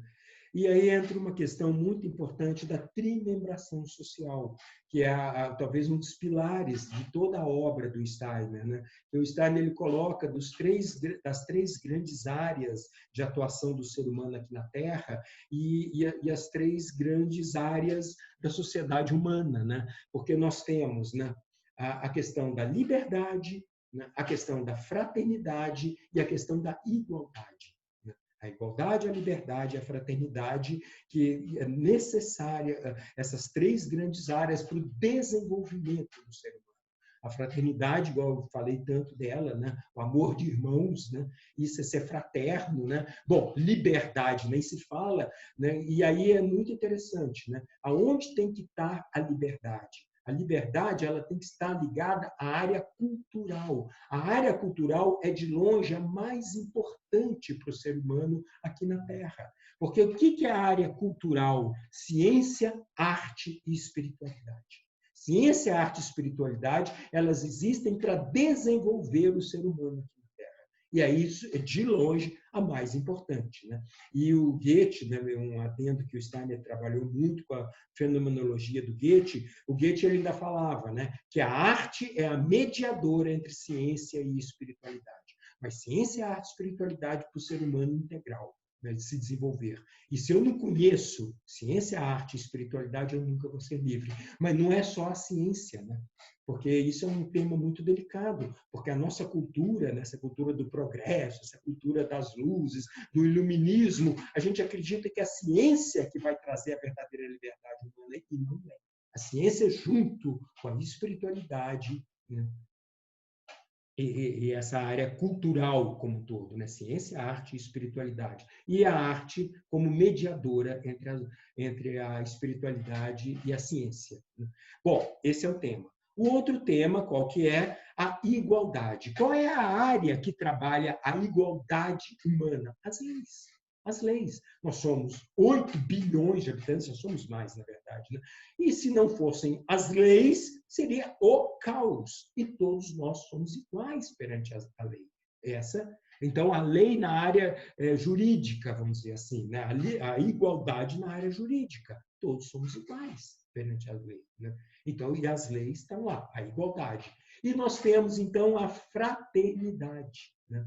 A fraternidade, ela deveria reger justamente a área econômica. O que é fraternidade na área econômica? Eu, com meu talento, cuido de você, você, com seu talento, cuida de mim. Isso é ser fraterno na área econômica. E aí, o que acontece? Isso foi totalmente subvertido na nossa cultura. Completamente subvertido. Para começar, né? Para onde foi parar a igualdade? Né? Para onde ela foi acontecer? Que ela deveria estar ligada à área jurídica, né? A igualdade ela foi parar justamente na área cultural, né? E na área cultural, todos nós, no pensar, todos nós deveríamos ser livres para ter a nossa própria visão de mundo, a nossa própria opinião, através do conhecimento, através da alta educação. Não, essa massificação cultural, né? Que todos têm que pensar exatamente igual, todos nós temos que pensar E outra coisa, em um pensar igual e universal. Acabaram-se as individualidades culturais de cada país, com as suas tradições, com seus rituais, com tudo vai sendo massificado, tudo vai ficando igual nessa área, né? Então, a área cultural, ciência, arte e espiritualidade, ela acabou sendo invadida pela essa igualdade, né? E aí, o que deveria, então, reger essa área cultural, que seria a liberdade, e nós temos ali a igualdade. A fraternidade, que deveria estar ligada à área econômica, né? Ela foi para onde? Ela foi para a área jurídica, né? Sabe, fraternidade mafiosa, fratello, né? Quem é meu amigo, a lei é uma, quem não é, a lei é outra. E nós sabemos que é exatamente isso. A lei não é igual para todos nós. E é lógico que essa desigualdade, nós podemos falar de classe social, de vários aspectos, né? De cor, de raça, milhões de histórias, a lei não é igual. É fraternidade. Fraternidade, vocês entenderam, no sentido bem negativo, bem fratelo mesmo, né? Quem é meu irmão, para ele a lei é uma. Quem não é, quem é meu inimigo, né? Quem eu não gosto, a lei é outra. Bom, e aí o que foi parar, né? Para onde foi parar a nossa liberdade? Exatamente para a área econômica. A área econômica, a grande função dela, qual que é? Prover os bens materiais, né, para que a liberdade possa acontecer, para que a área cultural possa acontecer. Porque para a ciência, arte e espiritualidade, eu preciso de carro, casa, comida, sei lá, eu preciso de livros, eu preciso. E isso quem provê é a área econômica. Isso, ela está submetida à área cultural, que é a mais importante, e a liberdade na área econômica. E aí a liberdade vai na área cultural, e a liberdade vai exatamente para a área econômica. Eu, com meu talento, né, piso em você, eu fico rico e você fica doente e pobre. Bela fraternidade, né? Mas é exatamente isso que acontece. E ela hipertrofiou, e ela comanda a área cultural. Por exemplo, né, nessa loucura de pandemia, é lógico que isso é um assunto super delicado, mas olha o que move, né? E a gente sempre fica com a teoria da conspiração. Até que ponto o interesse realmente de todas essas pesquisas que estão sendo feitas aí pela indústria farmacêutica é realmente ajudar, né, quem está tendo na pandemia ou já estão com interesse econômico por trás? Vacinas, medicação retrovirais, porque a gente sabe que isso é real. A gente tem exemplos históricos, muitos exemplos históricos, o quanto os interesses econômicos ficam à frente dos interesses das próprias pessoas. É lógico que é um tema que eu nem vou ficar entrando nele, que vira a teoria da conspiração e vira uma polêmica muito grande. Não estou dizendo com isso que não tenham cientistas extremamente éticos, é lógico que tem, muitos. Eu estou falando do sistema como um todo. Aliás, esses acabam sendo perseguidos, né? É histórico também, né?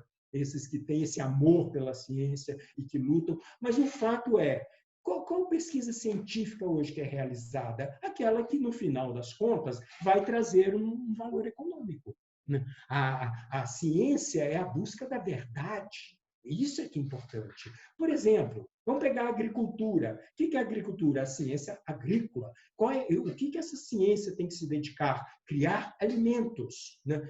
E é isso que a agricultura faz. Toda agricultura hoje, ela pensa o quê? Produtividade, né?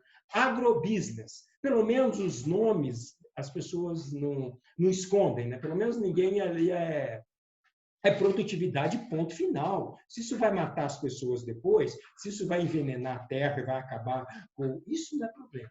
O problema é produtividade. Isso é típico, né, da liberdade na economia e não fraternidade, né? Bom, não precisa nem dizer.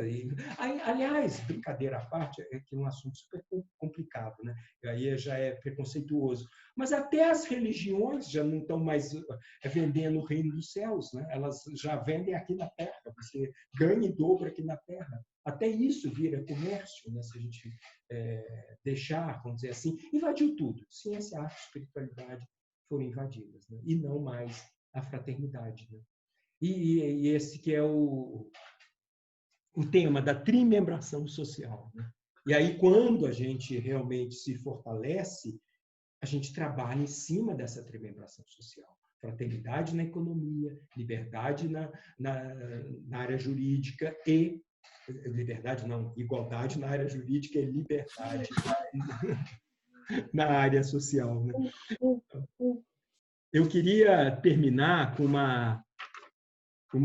um pensamento do Steiner que eu peguei lá na biblioteca virtual antroposófica do Maia, né? Ele está sempre escrevendo os pensamentos do Steiner, né? E olha como é a história que a gente está discutindo aqui, né? Que ele fala assim, o Steiner, né? O indivíduo, embora não o admita, está convencido de que um pode ser feliz quando o infortúnio de outro reinar por perto. Geralmente é possível se sentir feliz agora, apesar do fato de outras pessoas serem infelizes. No futuro, ela atingirá moralmente esse estágio de desenvolvimento quando for impossível para um indivíduo, como indivíduo, se sentir feliz se seus vizinhos estiverem infelizes. A felicidade de alguém está olha a palavra, inextricavelmente ligada à felicidade de todos. Ou seja, a nossa felicidade vai estar conectada à felicidade de todos, né? E aí eu sempre, quando eu leio isso, o Steiner ele fala que no futuro nós vamos desenvolver a fraternidade porque nós vamos sentir o sofrimento do outro em nós mesmos. E aí eu vou querer ajudar o outro para eu não sofrer. Mas é interessante que eu sempre lembro daquele poema, Por Quem os Sinos Dobram, né? Eu só sei o fim dele, naturalmente. Né? O poema ele fala o seguinte, que homem nenhum é uma ilha isolado em si próprio. O que acontece a um homem, acontece a toda a humanidade. Portanto, não pergunteis por quem os sinos dobram, eles dobram por ti e por toda a humanidade. Bom, mas muito obrigado, aí eu abro para as perguntas. Foi bom, precisamos retomar o fôlego, né, depois desse fechamento. Obrigada, muito obrigada, muito tocante, muito oportuno também, doutor. Acho que cai como uma luva nesse momento toda essa fala. Bom, eu vou repassar aqui as perguntas, eu fiquei com essa tarefa e fui tomando nota do que foi surgindo aqui desde o comecinho, né? Então, voltando lá para o começo da sua fala, quando você ainda estava falando sobre a questão da criança pequena, né, o quanto a gratidão, né, tá relacionado com a questão da visão do mundo, né, a visão de que o mundo é bom, né, o quanto isso constrói a esperança, né, no ser humano. Aí uma pessoa, a Juliana, perguntou se, além de Steiner, se outros autores também escreveram sobre isso, se você conhece outras visões, né, de outras áreas, outros autores que trazem essa... Nossa, que pergunta, né? Que realmente eu conheci, pelo menos com essa clareza, eu conheci foi na antroposofia, realmente. Eu não, mesmo porque é um tema bem pedagógico, mas é da pediatria, né? Lógico. É pedagógico, mas o Steiner ele é muito claro nesse sentido. Ele fala a medicina é pedagógica, porque através da doença eu sei o problema que está acontecendo, né? Então a doença nos mostra o problema. Agora a pedagogia que é curativa, porque é justamente a autoeducação e a educação que vai curar. Então, mas eu realmente conheci essa visão, porque no fundo eu falei da primeira infância, mas ele dá continuidade, né? A esperança no primeiro setênio, e aí depois vem o amor no segundo setênio, né? E a fé, amor e esperança. E a fé na adolescência, né? Ele mostra como esses três são trabalhados, né? Que é bem São Paulo, né? Quando São Paulo ele fala, né, que o resta, portanto, né? É bonito, né? Porque ele faz aquela imagem, quando eu era criança, pensava como criança, vivia como criança. Depois que me tornei homem, eu perdi o que era próprio de criança. E agora eu vejo um espelho de forma deformada, mas depois verei face a face. E aí, só que ele termina, São Paulo termina. Resta agora, portanto, fé, amor e esperança. A maior delas, né, o amor. Uhum. E aí ele mostra como do 0 aos 21 nós trabalhamos a fé, primeiro a esperança, o amor e a fé. O amor é trabalhado, segundo Setênio, através da capacidade de admirar o belo, o êxtase que eu tenho diante do belo, a estesia. A estesia é a base do amor. É bem o Schiller, na Educação Estética do Homem, quando ele coloca, né, que, na verdade, o que previne o homem da barbárie, né, é justamente o belo. É o belo. Se o homem não tem o belo no coração, ele nunca vai ser ético. Então, a ética que tem a ver com a estética e tem a ver com o amor. Bom, e a fé tem a ver com os ideais, que é a questão do adolescente. O idealismo. O que é o ideal? Quando eu nunca penso em mim mesmo, mas eu penso naquilo que eu posso ajudar a transformar no mundo. Né? Então, complementa, né? Mas eu peguei o primeiro setênio porque, nesse momento, a gente precisa de muita esperança. Precisa de muita esperança, muita estesia. O Steiner fala que a estesia ela é imprescindível justamente para eu poder conviver com as dúvidas que eu nunca vou resolver e os desejos que eu nunca vou conseguir satisfazer. Ele dá um exemplo, né, e vários autores antroposóficos, principalmente Sergei Prokofiev, num livro que ele coloca sobre isso, ele fala dos prisioneiros, ele foi prisioneiro de campo de concentração, o que manteve os prisioneiros vivos, né, era justamente porque em algum momento do dia eles pensavam em algo belo. Uma bela canção, uma bela poesia, uma bela imagem de infância. Então, essa estesia que deu força para eles sobreviverem ao campo de concentração. E ele era cego. Né? O livro dele é lindo, chama Memórias de Luz e Vida, mas ele fala muito sobre isso, sobre esperança e fé, e amor, né? E estesia. Bom, mas ele é um autor antroposófico também. E estão chegando perguntas agora um pouco relacionadas a essa, assim, uma mãe falando que optou por não comentar com o filho de 4 anos sobre a pandemia, né? E outras pessoas perguntando, né, a partir de que idade a gente já no começo do segundo setênio já daria para explicar minimamente o que está acontecendo?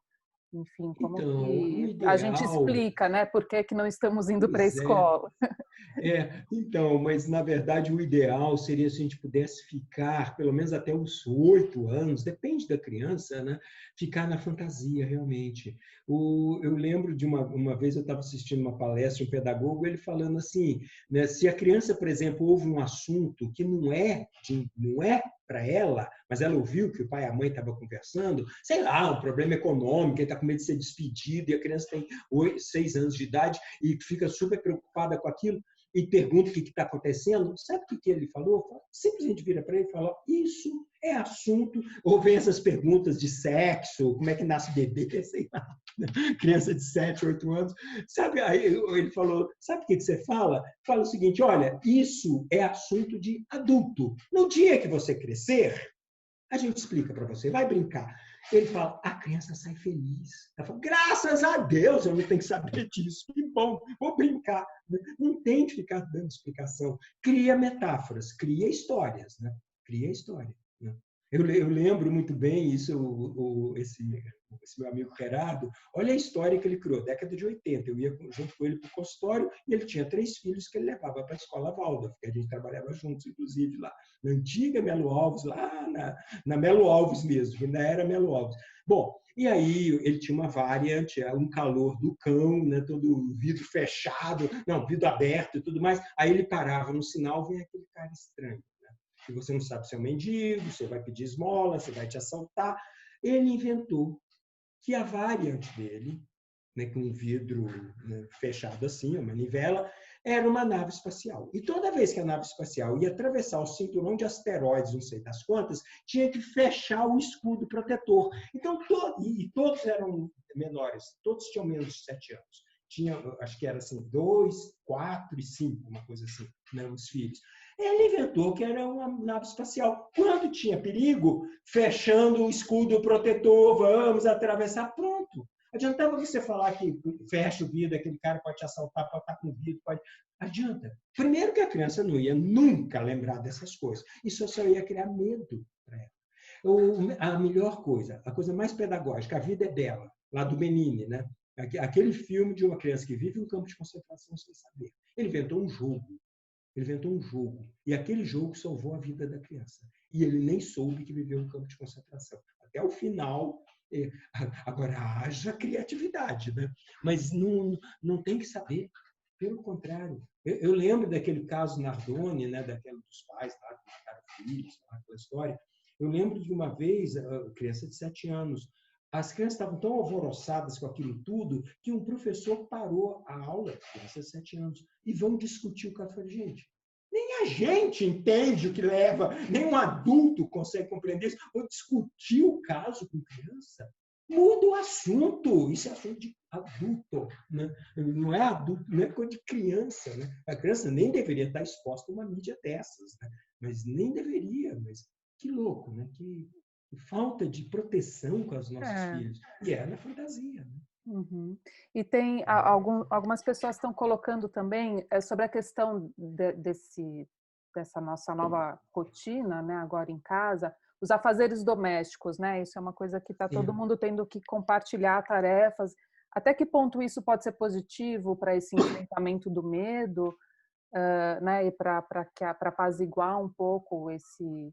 E também em algumas situações os pais não conseguem estar presentes o tempo inteiro porque estão trabalhando também de casa, né? Como é que se harmoniza isso, né? Para se pegar o que tem de positivo, né? Dessa mistura, tudo junto e misturado, né? Mas, olha, na verdade, isso tem um positivo tremendo, porque tem, de novo, né, até essa biblioteca virtual antroposófica, eu lembro que ele, isso é uma coisa antiga, ele pegou uma lista, porque o que acontece? Os pais, na verdade, convivem muito pouco com as crianças. Eles trabalham o dia inteiro e tem uma média, ele pegou uma estatística americana. Um pai ou uma mãe americanos, eles têm uma média de mais ou menos umas 4 horas por dia com os filhos, e nessas 4 horas para dar banho, para dar comida, para dormir, papapá. Ou seja, eles quase não têm um convívio com a criança. E numa dessa, os pais, justamente para compensar a falta de tempo, eles não pedem para os filhos fazerem nada. Nada. Né? E aí os filhos vão crescendo sem ter o menor senso de responsabilidade e cooperação, que é imprescindível para o convívio social. Ainda mais na nossa cultura, isso eu estou falando de cultura americana, que nem tem tanta cultura da babá, né? Pelo menos para uma classe média. Né? E para nós, então, que tem a babá, nossa, aí a coisa é pior. Né? A criança mal levanta para colocar um copo em cima da pia, né? E, de certa forma, aquela culpa dos pais. É como se eu já não convivo com meu filho. Como é que eu vou pedir para ele arrumar a cama? Né? Então, é bonito, porque essa terapeuta americana, não sei se ela é antropóloga, eu só li o artigo, ela fala assim, para os pais, dever para os filhos é como se fosse castigo. Ah, fez malcriação, agora vai arrumar a tua cama. Ah, agora vai lavar o prato. Né? Como isso não é castigo, isso é convívio social. E ela dá uma lista das atribuições que uma criança já pode começar a fazer com 2 anos de idade. Né? Vai fazer ruim, não vai fazer direito, mas vai. E criança adora ajudar. Quando você puxa por ela te imita fazendo as coisas. Né? Tem um problema também que os pais não fazem mais nada em casa também. Né? É uma misturada. Mas, infelizmente, a gente deveria fazer isso pedagogicamente, não é só na quarentena. É instituir a obrigação de cada um, porque isso é que é convívio em sociedade. Não é que, mas eu vou ser rico, vou ter babá. Não é. Vou ter empregado, sei lá. Não é isso. Transcende isso. Né? O Steiner, ele fala que um filósofo que não sabe pregar o botão da própria calça não deveria ser chamado de filósofo. Eu deveria saber fazer tudo, costurar minha calça, né? Que senão não é um filósofo. A gente aqui compartimentou tudo. Né? E só piorou, e só está piorando. Né? A cada geração, essas histórias estão piorando. Então, bem-vindo, tomara que é um hábito agora e que se mantenha depois. Né? Mas tem essa lista. Né? Eu sei que está lá na Biblioteca Virtual Antroposófica, BVA, que eu chamo, eles têm lá o... Mas isso é coisa antiga, não sei nem qual das publicações dele, né? Certo. E tem a questão dos adolescentes, né, doutor, que tem, né, na adolescência o grupo é muito importante, né, o convívio em Sim, grupo, né, até passa a ser mais importante do que com a família, né, por um período. Como é que fica para esse adolescente que está privado, né, desse convívio? Como é que a gente pode proteger a saúde mental deles, né, nesse sim, período sim. É.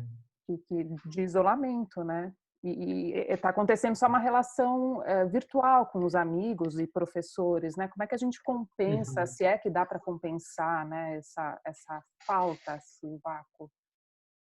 Então, se a gente pensar que a principal qualidade que nós trabalhamos na adolescência, e é isso que é o tema, é justamente o sacrifício, né? Que é a capacidade de um indivíduo se sacrificar para o ideal maior, porque a questão maior da adolescência é a fé que está ligada ao ideal, né? Uma luta. E o que é um ideal? O ideal é uma coisa que não é meu, é meu, desculpa, mas é para o mundo. O ideal sempre é para o mundo e ele exige um sacrifício, né? Então é muito interessante o sacrifício nesse momento. Que tipo de sacrifício o adolescente tem que fazer nesse momento, na medida que muitas frustrações ele está vivendo, né? Porque ideal maior a gente pode começar a criar, né? Agora, um deles que eu próprio estou trabalhando, por exemplo, talvez leitura, né? Bom, isso é bem pedagogia Waldorf, né? O que mais é incentivado no colegial, vamos dizer assim, para os adolescentes? Leitura de biografias, principalmente, né? Principalmente biografias de pessoas que eu admiro, porque ali você vai ver todo um idealismo, porque essa pessoa não chegou onde chegou do nada, né? Não é um raio batendo na cabeça dela e ela realizou, tem um talento. O talento, isso é o Einstein, né? O Einstein ele fala, o talento é 5% inspiração e 95% transpiração, né? E haja sacrifício. Então, eu vejo uma oportunidade de começar algo e manter de novo, né? A capacidade, porque infelizmente, e é culpa nossa, né? A forma como a gente educou os adolescentes, eles não têm a menor capacidade para o sacrifício. Para eles, é o contrário, todo desejo tem que ser satisfeito e rápido, né? Não tem, né? E aí vem as frustrações todas, né? E aí, na primeira vez que tem uma frustração muito grande, por exemplo, uma desilusão amorosa, não tem estrutura emocional para lidar muitas vezes, né? Não falo isso julgando, não falo isso culpando, eu falo isso do sofrimento, porque é lógico que eu atendo esses adolescentes, e é um sofrimento, uma desilusão amorosa, e aí né, a pessoa deprime, né? É lógico que eu vou ficar triste, tristeza sim, luto, eu estou vivendo um luto, né? Mas a pessoa entra num desespero, ela entra, e pior, né? Que às vezes ainda entra, começa a tomar antidepressivo, né? E é luto, não é de antidepressivo. Se eu tomo antidepressivo, o que acontece? Eu não vivo o luto, eu não vivo a frustração, eu não me fortaleço, né? E aí o que vai acontecer? Na próxima desilusão, eu vou estar mais enfraquecido ainda, não mais fortalecido. Na segunda, porque as desilusões vão acontecer muitas na nossa vida, afetivas, profissionais, amizades. E se eu não sei trabalhar o luto, né? Se eu não sei trabalhar a perda, e tudo isso tem a ver com a adolescência, porque tem um ideal maior que permanece, tem uma fé, né, maior. Bom, tem fé, amor e esperança, mas aí eu estou falando da fé, que é o tema. O ideal é uma fé, um ideal Então, ecológico, né? Então, seria, no caso do terceiro setênio da adolescência, a gente já poderia realmente explicar e refletir com os jovens sobre a necessidade. A gente está fazendo um isolamento porque é necessário, é por um bem maior, é por aí que a gente pode... E pedir a cooperação deles, né? Sim. Mais do que só explicar. E qual é a cooperação deles, né? Vamos passar aspirador de pó na casa, vamos... Né? É fundamental, né? Uhum. Fundamental. Uhum. Porque, na verdade, por isso que eu falo, parece que eu estou castigando, isso não é castigo. Uhum. Imagina se eu não consigo desenvolver a fé. Aí sim, os superficiais, os shallows, né? Porque depois a gente fica num sofrimento, né? E aí surgem as doenças, né? Aí entra a parte da medicina, né? Aí a gente adoece, né? Mas é muito comum a depressão na adolescência, né? Muito comum. Já começa ali na pré-adolescência, né? Que eu falei de 9 a 13 anos. E aí depois, na adolescência... E o que é uma depressão na adolescência? Insatisfação. Sabe quando nada satisfaz? Não importa o que eu tenho, o que eu ganho, o que eu... Não importa. Estou sempre insatisfeito, estou sempre reclamando. Isso é depressão. É um tédio. Eu não tenho vontade, eu não tenho ideal. Então, e a nossa cultura adora isso, né? Quanto maior a insatisfação, mais compra, mais... Aí entra tudo, mais eu como, mais eu... Eu estou falando no negativo sempre, é lógico, né? Estou pegando o lado patológico da história. Né? E, bom, para a gente encerrar aqui do que eu tomei nota de perguntas, lá do começo da sua fala, quando você falou sobre o sistema imunológico, né? A relação entre egoísmo e altruísmo, né? Sim. No caso da criança, né, da criança pequena que ainda não tem esses conceitos, não de forma consciente, como é que funciona o sistema imunológico e como a gente pode fortalecê-lo, né? Não, aí com a criança o tema é bem mais amplo, né? Não, adultos também, mas na criança o sistema imunológico dela depende realmente dela se sentir protegida. Esse é que é o tema, porque ela não tem mesmo isso, né? Então, aí é a proteção mesmo. E é a fantasia que protege. É através da fantasia. Temos que criar fantasia. Agora, a alimentação, que é outro tema, igual a gente está falando, né? E o outro tema aí é com os pais, mas em relação às crianças. A gente conseguir ser suporte para o sofrimento da criança, mas poder acolher o próprio sofrimento. Por exemplo, eu dou um exemplo bem importante, que é fundamental. As doenças infantis, que praticamente não existem mais nenhuma, quase nenhuma, porque as vacinas acabaram com quase todas, né? Mas vamos pegar uma criança que está gripada, que está com febre, está com dor de garganta e tudo mais, e aí é lógico, a criança não está bem, ela está febril, ela está com mal-estar, ela está com dor de cabeça, ela está tossindo, né? Então, o que a gente tem que fazer?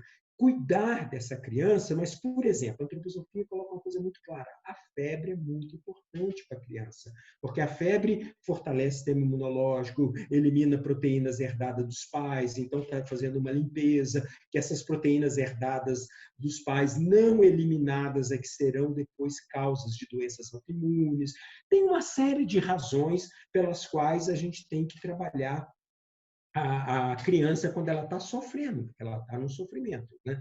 E aí eu explico isso para os pais e tudo mais. E aí entra aquela história que eu falei da culpa dos pais. Né? E aí eu explico isso para a mãe, aí a mãe fala o seguinte: doutor, o senhor já me explicou isso, eu já sei isso, mas eu não aguento ver meu filho sofrer.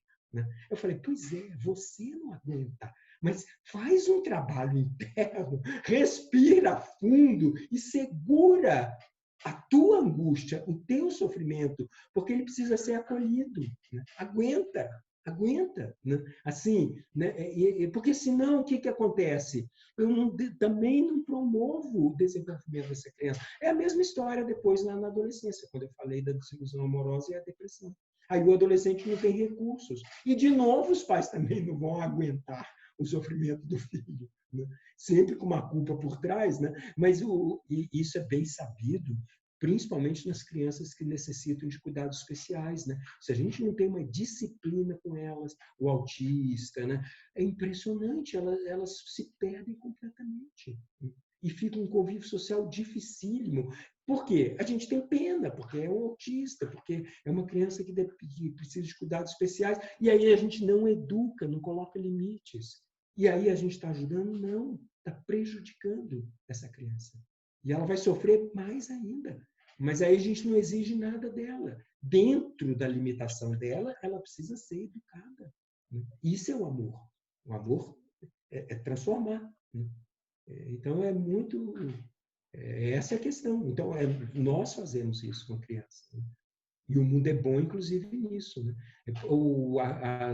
As doenças são as crises existenciais da criança. Por exemplo, toda vez que uma criança vai para o berçário pela primeira vez, vai ter febre. Né? E aí, se eu não aguento cuidar do bebê, né? Eu vou lá e já corta a febre e tudo mais, tiro da escola, corta a febre e tudo mais. O que vai acontecer? Essa criança não vai desenvolver uma capacidade de lidar com aquela situação completamente nova, distante dos pais, um ambiente estranho, é lógico, e ela vivencia isso no corpo. Ela vivencia no corpo. E aí, se ela não é trabalhada, o que vai acontecer? Daqui a uma semana, 15 dias, volta para o berçário, vai ter de novo outra febre, né? De novo. E se de novo ela não é acolhida, né? Porque aquilo é uma crise existencial. O vírus é só pretexto. O que vai acontecer? Ela vai ficar mais frágil ainda emocionalmente falando. E aí, quando ela voltar pela terceira vez e tiver de novo uma febre, o que os pais, junto com o pediatra, falam? Bom, é melhor esperar o semestre que vem, né? Vamos deixar para o semestre que vem, porque ela não está pronta, né? E aí que piora mais a situação, porque eu não ajudei a criança a superar uma... Porque imagina que desafio é da criança ir pela primeira vez, sei lá, com 2 anos de idade, para um berçário. Um ambiente novo, tudo, né? Tem adaptação, tem toda a história, mas a gente tem que ter o suporte. E outra coisa, a criança sente o que a gente sente. Não adianta eu estar falando que eu tô mandando a força e eu próprio estou apavorado, né? Porque a criança sente o nosso pavor, vamos chamar assim. Então, isso tem que ser um trabalho bem profundo, realmente, né? A criança, na verdade, sente o gestual. Não adianta eu estar falando, eu te amo, filho, e estou com uma cara de raiva, né? Eu estou mandando uma dupla mensagem bem perigosa para a criança, né?